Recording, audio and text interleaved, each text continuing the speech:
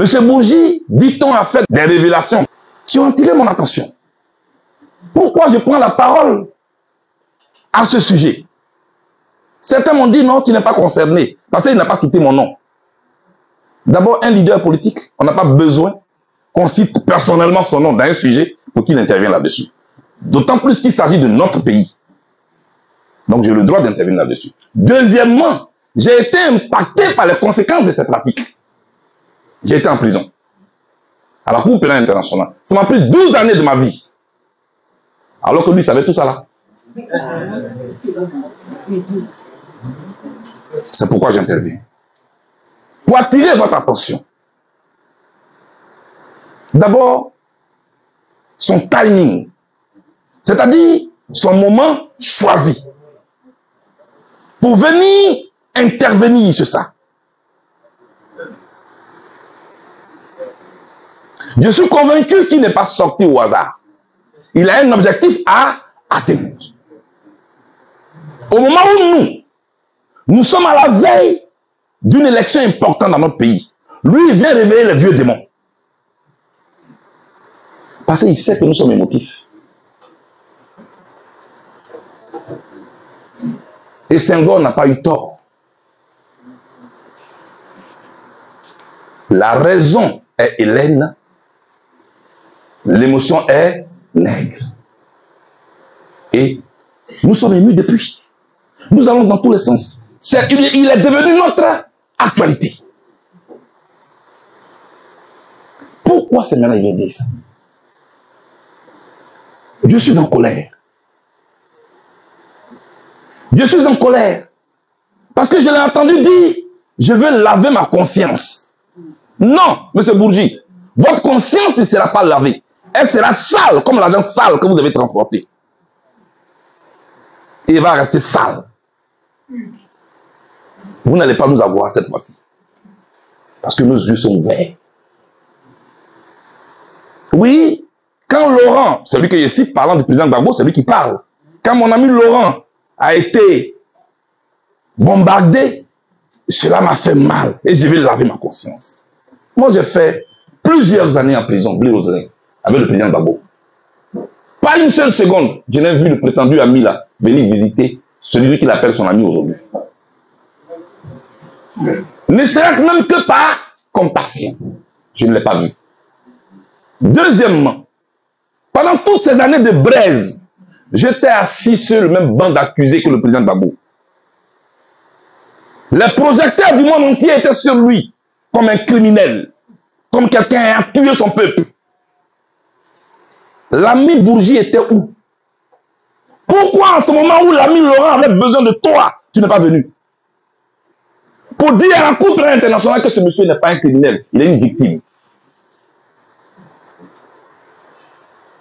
À partir de ces deux points, ce monsieur sait ce qu'il fait.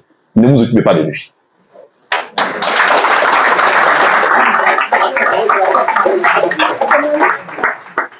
Ne vous occupez pas de lui. Il sait pour qui il a en mission. Vous savez ce qui me fait encore mal? C'est les pratiques dont il est venu parler. Comment on transporte l'argent des caisses africaines vers les mains des leaders européens. C'est lui qui parle, ce n'est pas moi. Il a même cité les sommes. Il dit, la somme minimum qu'on donne, c'est 1 million de dollars. C'est lui qui parle. Et que le président Gbagbo a donné 3 millions de dollars. Le président Gbagbo est une victime. Je considère le président Gbagbo comme une victime. Parce que j'ai entendu des gens dire, mais pourquoi il a donné les 3 millions de dollars? N'importe quel père de famille qui veut la tranquillité de sa famille et de ses enfants, qui est menacé, aurait fait la même chose exactement. Face à des pratiques mafieuses qui n'aimeraient pas la tranquillité. C'est comme vous avez un commerce dans votre quartier où règnent des gangs qui font la loi. Ils vous disent, si vous voulez la tranquillité, voici la facture à payer. Et votre commerce ne sera pas détruit.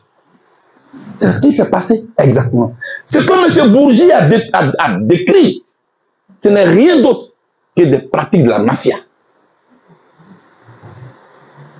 Tu payes, on te laisse tranquille.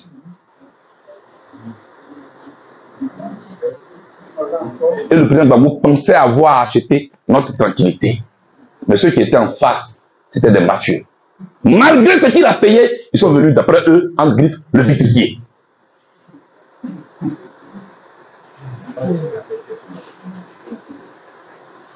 Il travaille pour qui, ce monsieur? J'ai mal quand je parle de ça. Parce que j'étais victime de ces pratiques. Chers amis, c'est là que je vais attirer votre attention. Voilà ce que subissent nos chefs d'État derrière les caméras. Voilà ce que subissent les chefs d'État africains derrière les caméras. On les tient par le bout du nez. On les rançonne. C'est le mot, Maître Oulaga. Il n'y a pas un autre mot. Et quand j'en parle, Blé Roselin, je suis en colère. Parce que de tout ce qu'il a dit, il y a un fait qui nous concerne, nous. Quand je dis nous, je parle de nous tous les Ivoiriens. Parce que lui, il parle de son argent qu'il a transporté. Mais nous, nos parents sont morts dans cette crise. Nous, nos mamans sont des veuves aujourd'hui. Des gens sont des orphelins aujourd'hui. Des gens qui hier étaient des tuteurs, aujourd'hui c'est des sous-couverts. Et lui, il se promène avec son argent. Et c'est là l'intérêt pour nous. D'ouvrir les yeux sur ça. Pour ne plus jamais qu'un autre chef d'État africain soit vitrifié.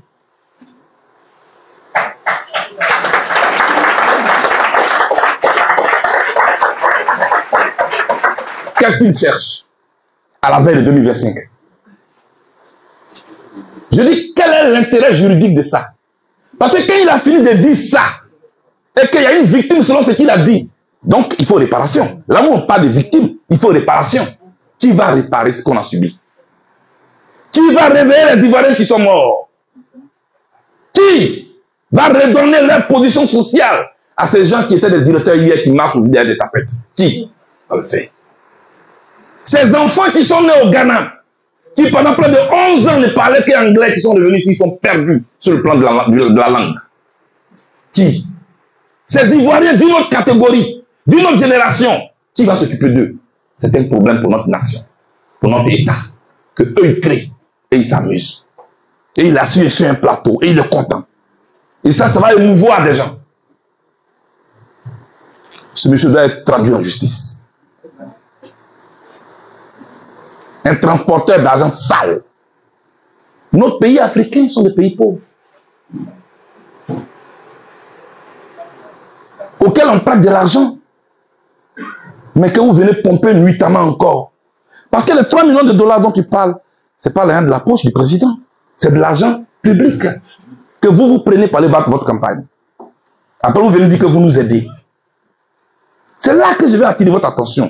Nous, les dirigeants de demain, on doit être vigilants pour ne pas permettre qu'on nous prenne comme des gens avec lesquels la mafia joue.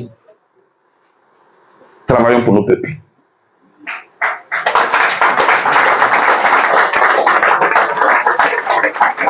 Et donnons-nous des lignes rouges à ne pas franchir, quels que soient nos conflits. Nous avons une nation et elle est seule. Elle s'appelle la Côte d'Ivoire. Nous avons un continent et il est seul et il s'appelle l'Afrique. Regardez comment les gens jouent dans notre continent. Ce n'est pas eux qui parlent de bien mal acquis. Qui va sanctionner cela? C'est pour nos millions de dollars. Qui va les sanctionner? Qui va sanctionner ceux qui sont venus prendre l'argent ici en Côte d'Ivoire, au Gabon, en RDC? Il a cité tous les pays. Et lui, il ne s'est pas inquiété. Imaginez que c'est un Africain qui fait ça. Il y a longtemps, on l'a arrêté. Que les ONG ont commencé à piailler. Mais regardez, ces ONG-là sont devenues muettes comme une carte. C'est sur ça que j'ai voulu attirer votre attention. Nous sommes victimes d'une mafia dont les pratiques et le mode opératoire a été décrit par maître monsieur Bougie. Il a écrit son livre. Ça n'a aucun intérêt pour nous. Ignorer ce livre-là. Ça dit que non seulement on est mort, non seulement ils ont pillé nos pays, parce que c'est lui qui le dit, les millions de dollars sont venus prendre. Maintenant lui va écrire le livre, puis nous on va les payer. Il y a des gens qui m'appellent, tu as eu le livre? Je dis, quel livre? Moi, ici, en train d'écrire mon recueil de proverbes. C'est ça qu'on doit payer. Applaudissez-moi ça.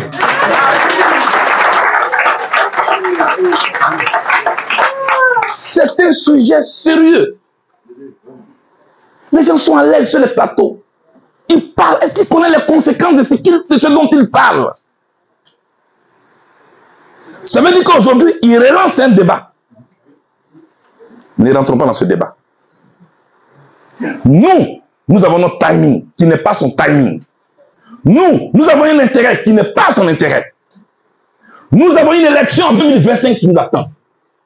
Nous parlons son nom en 2010, en 2015, en 2020. Comment faire en sorte qu'on ait un système électoral crédible, transparent, une liste électorale consensuelle, pour qu'en partant aux élections en 2025, il n'y ait plus aucun mort en Côte d'Ivoire. Voilà notre intérêt, et non le livre de ce monsieur, qui est un monsieur qui transporte l'alliance sale de l'Afrique, et qui doit être puni. Il n'est pas un sauveur, il est un danger pour l'Afrique.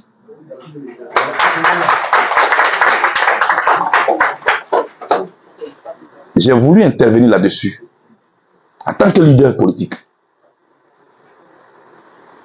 Tu dis quelqu'un est ton ami. Mais ton ami là, tout le monde dit que c'est un assassin. Toi, tu sais la vérité. Pourquoi tu n'es pas venu dans ce pays? On était là-bas. Je ne l'ai pas vu. Chers amis, j'ai voulu attirer votre attention là-dessus. Je ne suis pas venu ici en tant que juge électoral. Je voulais vous rassurer là-dessus. Parce que quand j'ai fait cette annonce, il y en a qui ont dit, oh, il va venir insulter le président Gbagbo. On l'a envoyé. Je ne suis pas un insulteur public. Non. J'aime ce pays. Et chaque fois qu'il perd une seule plume, mon cœur saigne. Et je suis communicant. Je sais qu'il y a la tactique du moment choisi. Il y a la tactique de l'opportunité. Et un monsieur comme celui-là, qui est un rat de palais, il ne sort pas au hasard. Regardez très bien. Mais c'est à nous. Au moins nous, on peut maîtriser notre réaction. Au moins nous, on peut maîtriser notre agenda. Son agenda n'est pas le nôtre. Ce livre n'a aucun intérêt pour nous. Le seul intérêt, et ce qui est vrai, c'est que nous parlons son mort. Ce que cette crise a divisé des voisins, c'est que des familles ont été disloquées. Et nous sommes en train de nous battre pour redresser notre société. Ne permettons à personne de venir réveiller les vieux démons. Pour nous permettre encore, nous amener encore à nous battre. Parce que quand on se bat, quand on se tue, qu'est-ce qui se passe? Les avions viennent, prennent leur ressortissage, ils sont partis. Et on se tue entre nous. Est-ce qu'on va le répéter encore? Est-ce qu'on va le répéter encore? Est-ce qu'on va le répéter encore? Il faut tirer les leçons de ce qu'on a vécu.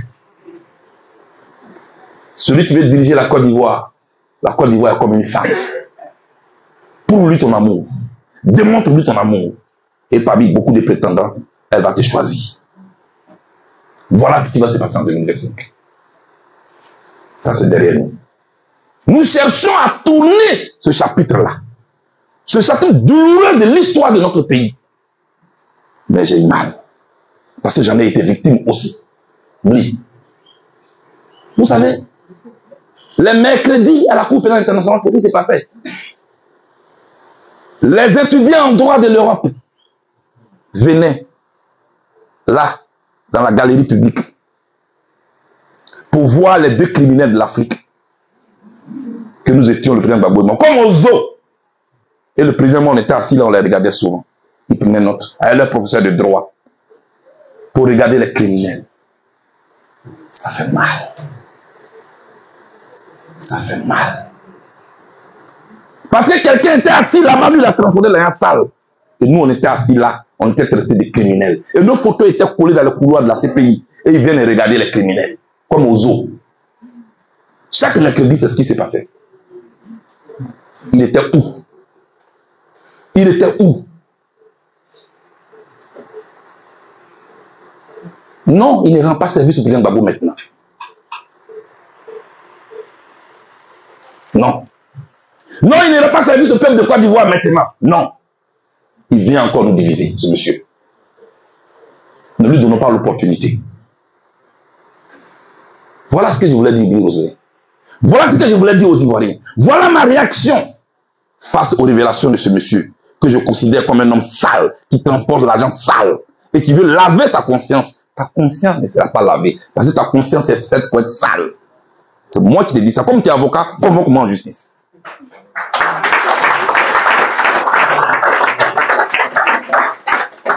Je suis en colère. C'est Dieu qui nous a libérés. Bien Babou et moi. Parce qu'à côté de nous, Charles Taylor a été condamné à 50 ans. Il était âgé de 71 ans. C'est pas l'amour ça? À côté de nous, Bosco Tangada a été condamné à 30 ans. À côté de nous, Ngouel Dominique a été condamné à 25 ans. À côté de nous, Praliak, avec qui je jouais au ballon, un Yougoslave, avec qui je jouais au Maracana. On a joué un mercredi. Non, on a joué un lundi. Parce que, comme en sport, le sport commun, avec eux, c'est souvent les lundis et les vendredis. On joue le lundi. Je lui dis, c'est Friday. C'est-à-dire, à vendredi. Il me dit, maybe. C'est-à-dire, peut-être. Donc, moi, je ne sais pas ce qui s'est passé. Bon, mais peut-être qu'il ne va pas venir jouer. Et le vendredi, vers 13 h, du coup, on nous enferme dans nos cellules. Nous tous.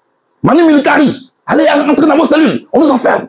Les gardes sont sortis de partout. Qu'est-ce qui se passe? Mais j'ai eu le réflexe d'allumer la télévision qui était dans ma cellule. Et je tombe sur France 24. Je vois là en direct ce monsieur qui venait de boire du poison.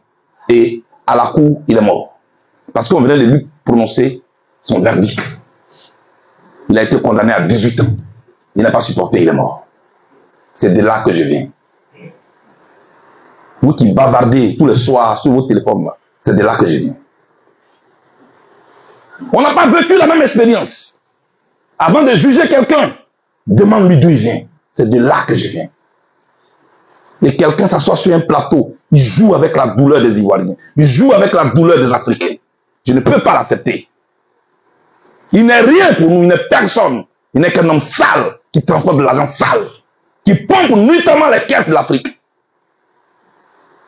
Ce que je souhaite maintenant, c'est que ce soit la dernière personne qui agisse ainsi dans les caisses de l'Afrique et que ce système mafieux s'arrête.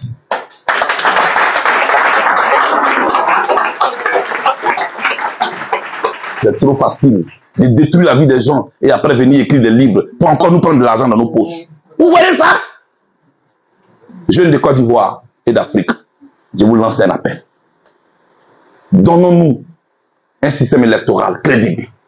Donnons-nous des institutions crédibles pour ne plus jamais que ce qui est arrivé en Côte d'Ivoire arrive ailleurs.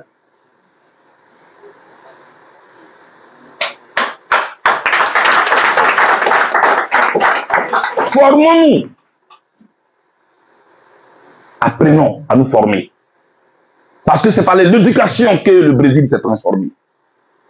C'est par l'éducation que la Chine s'est transformée, que l'Inde s'est transformée et concurrence aujourd'hui l'économie des Occidentaux. Arrêtons de pleurer. Quittons les murs de la attention. Formons-nous et regardons l'avenir avec espoir. Telle est ma position. Je vous remercie.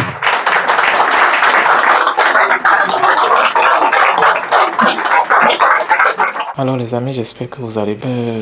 Nous venons d'écouter M. Charles Blé Goudé, qui a fait la prison, qui a fait la CPI avec le président Laurent Gbagbo. Il vient de se prononcer sur les révélations, les déclarations de Robert Bourgi. Et je voudrais partager avec vous quelques critiques à propos de ce qu'il a dit. Quand on l'a écouté, quand vous l'avez écouté, quand on l'écoute, en fait, j'épouse entièrement tout ce qu'il a dit. Tout ce qu'il a dit, en fait. Et dans une vidéo précédente, je disais, il faut que les Ivoiriens soient prudents. Ok? Restent vigilants. Parce que, effectivement, le timing que Robert Bourgi a choisi pour venir faire ses révélations, déclarations et autres est un timing risqué. Okay. La Côte d'Ivoire est en train de préparer les élections de 2025. D'accord? Et voilà. On voit que bon, la France ne veut plus de Ouattara à la tête du pouvoir, à la tête de la Côte d'Ivoire. Robert Bourgi aussi vient faire des déclarations à l'encontre de Ouattara. Blé l'a dit, durant toutes ces années, Robert Bourgi savait la vérité. Il détenait la vérité. Mais pourquoi il n'a jamais rendu visite à Laurent Gbagbo à la CPI? Pourtant, il pouvait le faire. Pourtant, il pouvait le faire. J'ai écouté la vidéo, j'ai suivi la vidéo avec l'intervention de les critiques de Charles Blé Goudé. J'ai suivi ça un certain nombre de fois. Okay. J'ai fini par comprendre qu'en réalité, c'est vrai ce qu'il dit en fait. C'est vrai ce qu'il dit. C'est vrai que tout ce qu'il a dit est vrai. Je parle de Robert Bourgi. Mais bon, il était au cœur de cette mafia. Mais pourquoi il ne s'était pas levé pour dénoncer cela à la CPI? Pourquoi il ne s'était pas rendu à la CPI pour dire non, ce monsieur est innocent, voilà. Donc, or, il avait suivi tout le procès. Parce que tout le procès avait été diffusé. La CPI a demandé à ce que des témoins viennent témoigner. Ok?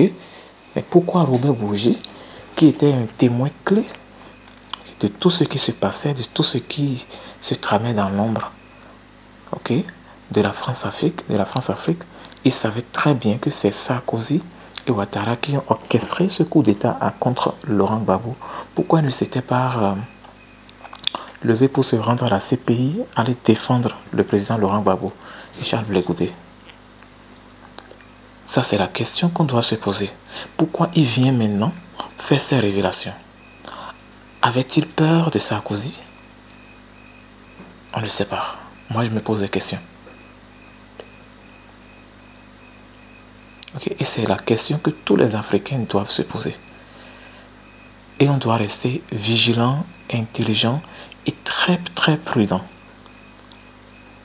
Voilà. Maintenant, toujours à propos de cela, je voudrais... j'ai sélectionné 10 leçons que les Ivoiriens particulièrement doivent retenir pour que de pareils scénarios ne se reprennent plus, voilà, en Côte d'Ivoire et dans toute l'Afrique. C'est très important. Monsieur Alassane Ouattara, le président Alassane Ouattara, sait très bien qu'il est illégal en Côte d'Ivoire. Il sait pertinemment que c'est Sarkozy, que c'est la France qui l'a porté au pouvoir. Ça justifie en fait la raison pour laquelle il se rend chaque fois en France, au moins une fois ou bien 2 fois par mois. On voit, on comprend maintenant. Donc j'ai sélectionné 10 leçons que les Ivoiriens doivent retenir particulièrement et tirer particulièrement de ce scénario, de ces révélations que Robert Bourgi a faites, okay, afin que de pareils scénarios ne se reproduisent encore en Côte d'Ivoire. L'armée française est allée bombarder la résidence de Laurent Gbagbo, du président Laurent Gbagbo. Et le monde entier, l'Occident, l'ONU tout le monde était muet.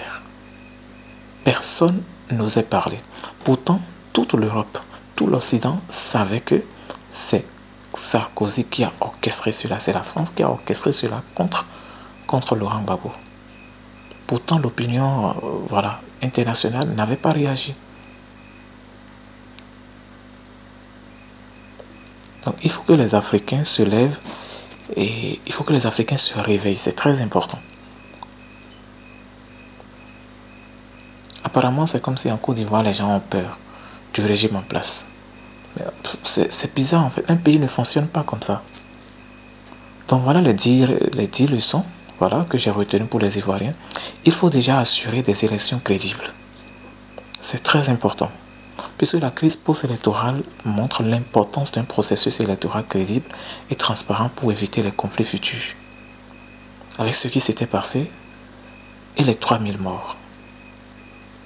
Je pense que Charles Blé Goudé l'a évoqué. qui est victime, c'est-à-dire qui est responsable de ces trois, qui a commandité les attaques, qui a commandité la guerre, qui a provoqué cette guerre-là. Il fallait que, voilà, la CPI qui a blanchi Laurent Gbagbo et Charles Blé Goudé aussi se mette à la trousse de Ouattara, et Guillaume Soro et autres, et même poursuivre Nicolas Sarkozy. Et je l'ai toujours dit, en fait, il faut que les Africains, nos dirigeants africains, prennent le courage de se retirer de cette Cour pénale internationale. La deuxième leçon, d'accord, c'est d'investir dans la réconciliation nationale. La Côte d'Ivoire doit continuer à promouvoir la réconciliation pour guérir les divisions créées par la crise de 2010-2011. Mais là, en Côte d'Ivoire, on voit que, voilà, il y a les partenaires, les partisans de Dramane Ouattara, voilà, qui soutiennent ce dernier, de façon aveugle, en fait. Ils savent très bien que ce que le gars fait n'est pas bien. Ils savent qu'il est illégal en Côte d'Ivoire. Ils savent que, voilà, sa gestion n'est pas totalement bonne, mais ils défendent, ils décident de le soutenir jusqu'au bout. Et même sont en train de susciter sa prochaine candidature. Pourtant, Alassane Ouattara était prêt à aller attaquer le Niger. Or, c'est lui le grand fomenteur, le grand fomenteur de coup d'État en Afrique de l'Ouest.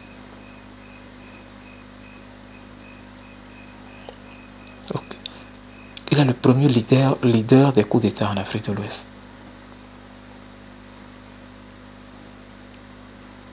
Que ce soit, coup d'État institutionnel, il est à son 3e mandat. Est-ce qu'il le mérite? Mais non. Il faut que les Ivoiriens investissent dans la réconciliation nationale. Et que les gens apprennent à se dire la vérité. Un dirigeant qui est là, qui n'est pas sérieux, voilà, il faut avoir le courage de le dire. La 3e leçon, il faut instaurer des institutions fortes et impartiales. La crise a souligné le besoin d'institutions qui protègent les droits de tous, les citoyens, sans favoritisme, en fait. La 4e leçon, c'est la lutte contre l'impunité. Pour éviter de nouvelles violences, il est crucial de poursuivre les responsables des violences passées de manière équitable et transparente. Il faut que la CPI joue son rôle. Il faut que la CPI joue son rôle, en fait. Et que les Ivoiriens appellent la CPI à venir poursuivre Ouattara, voilà, Guillaume Soro et Nicolas Sarkozy, en fait. C'est très important. Et les familles en deuil. Des millions de familles en deuil. Ceux qui ont fui le pays. On parle de 3000 morts.